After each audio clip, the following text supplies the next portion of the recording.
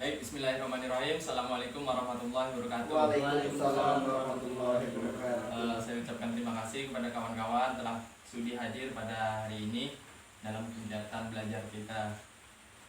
Sebelum memulai pelajaran pada hari ini, alangkah baiknya kita berdoa terlebih dahulu dengan baca surah Al-Fatihah. Semoga pada kesempatan kali ini kita bisa mendapatkan berkah dari pelajaran hari ini. Berdoa mulai. Doa selesai.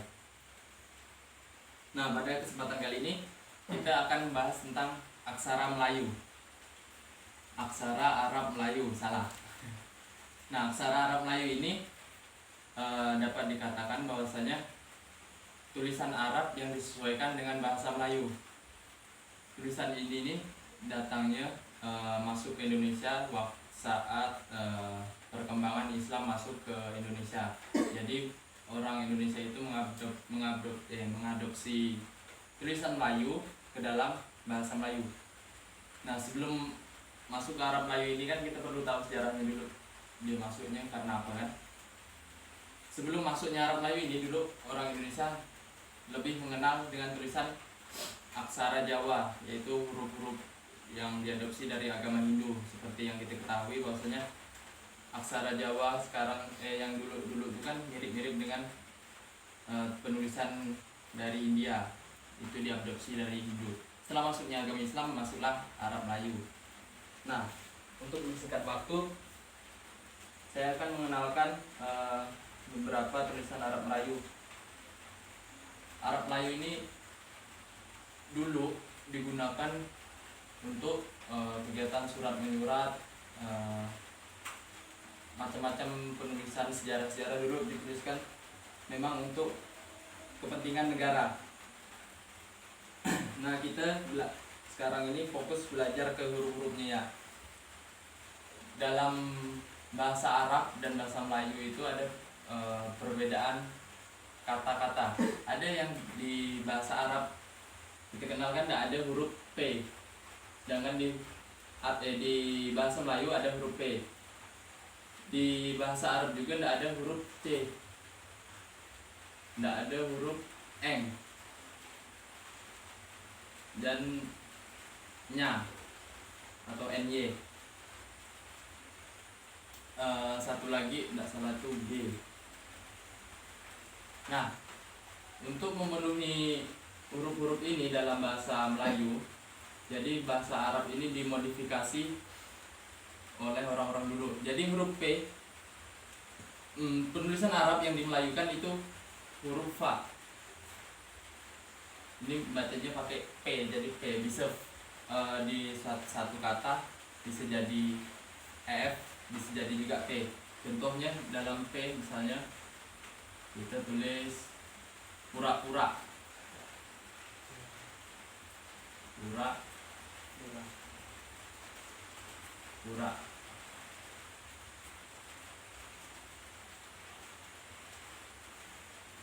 Nah, ini pura-pura ini jadi sama dengan huruf P.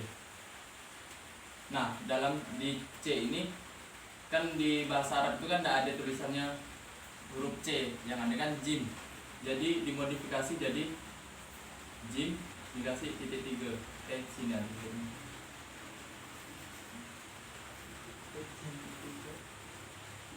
Oh, salah. Sorry. Maaf. Nah, dalam bahasa Arab Melayu ini dibaca C, dimodifikasi jadi titik 3. Contoh katanya adalah misalnya cita-cita. Jadi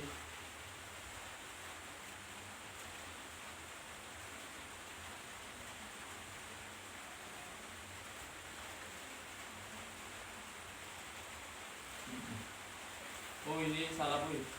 Betul yang ini tadi. Cita-cita.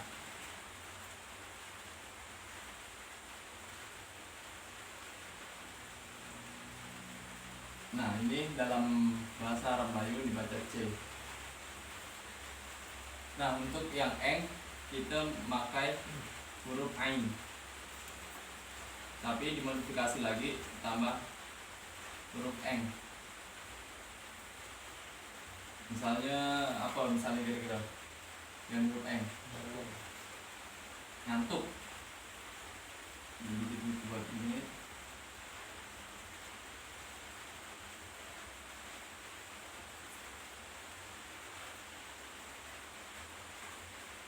Ini huruf M-nya. Ngantuk. Nah, ini dibaca huruf jadi huruf M. Nah, untuk yang selanjutnya NY. NY ini huruf ya. Dikasih titik 3 juga. Bacanya nyang. Unyang.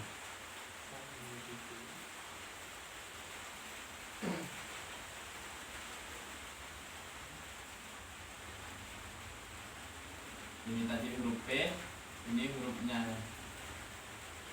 Yang terakhir adalah G. Nah, dalam G ini ada dalam prasasti ada perbedaan. Ada yang memakai huruf K, kaf, ini dibaca G. Ada juga yang pakai lin, jadi huruf G. Nah, untuk huruf vokalnya, huruf vokal.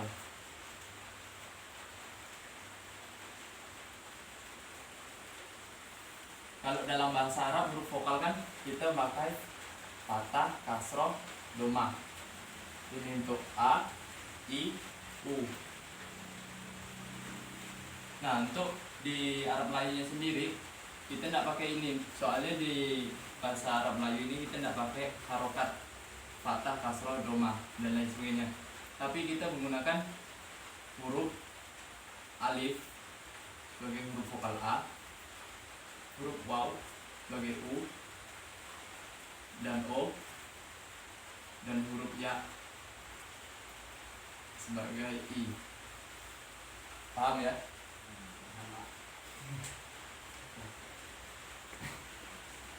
Nah,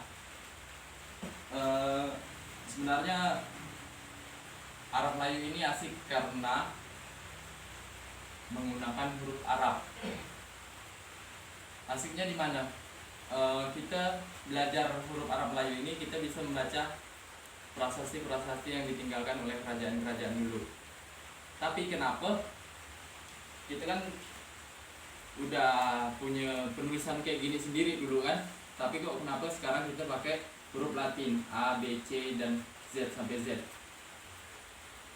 Nah, itu dikarenakan dulu pada zaman kerajaan tuh setiap kerajaan itu nulis Arab Melayu itu beda-beda. Ada yang tadi hurufnya di kerajaan satu pakai titik 3, tapi di kerajaan lain bisa pakai gini doang.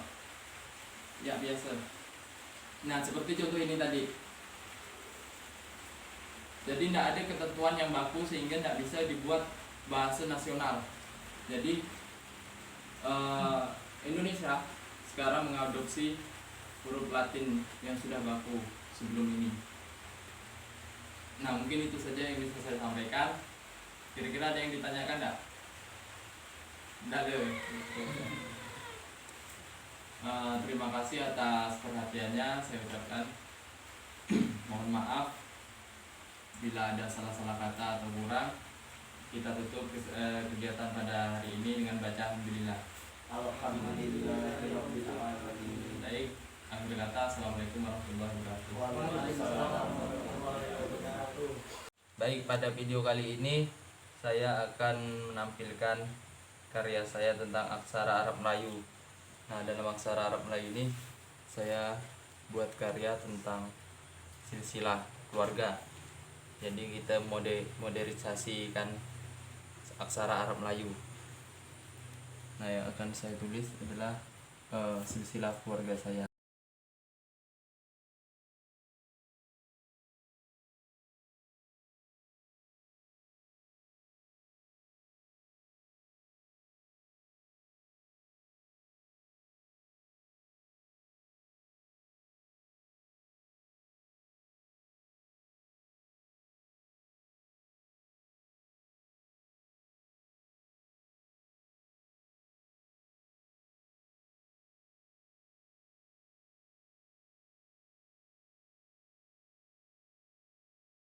dengan bersama.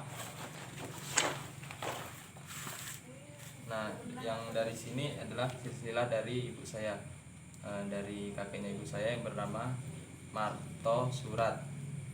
Yang kakek saya sendiri adalah Sukardi, dan bawahnya lagi adalah ibu saya Trisnawati. Nah, untuk yang gini Saidi Panjaitan, dari ayahnya ayah saya, dan ini ayah saya adalah Selamat Panjaitan. Nah, turun ke saya lagi Satria Kelana Panjaitan dan Risam Melani Baru Panjaitan. Baik, mungkin itu saja. Terima kasih yang telah menonton. Baik, untuk video selanjutnya saya akan membacakan tulisan asli aksara Arab Melayu dari naskah asli dahulu kala. Ini saya dapatkan dari Google.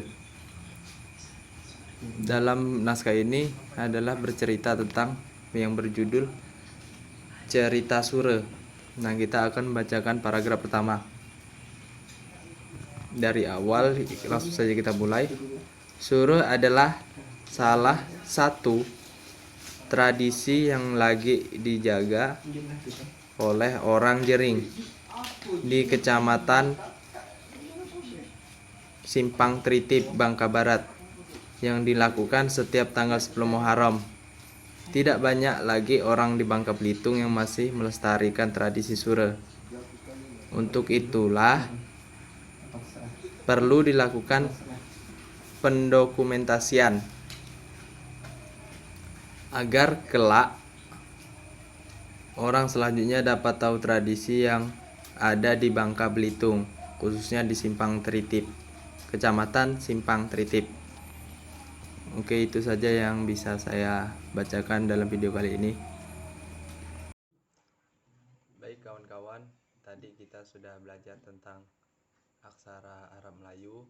Kita juga udah buat satu karya dengan penulisan Arab Melayu, dan kita juga tadi udah mencontohkan bagaimana membaca tulisan Arab Melayu. Nah, untuk bagi kawan-kawan yang sudah menonton video ini, saya mengajak kawan-kawan untuk tetap melestarikan aksara Arab Melayu. Salah satunya itu untuk melestarikan budaya kita. Yang kedua adalah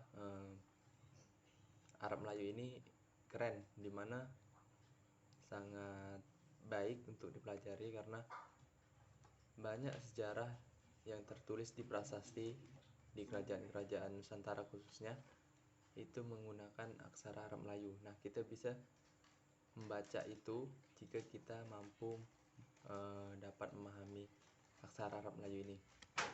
Baik, terima kasih. Mungkin itu saja video yang bisa saya share ke teman-teman. Kalau ada saran atau kritik silahkan komen.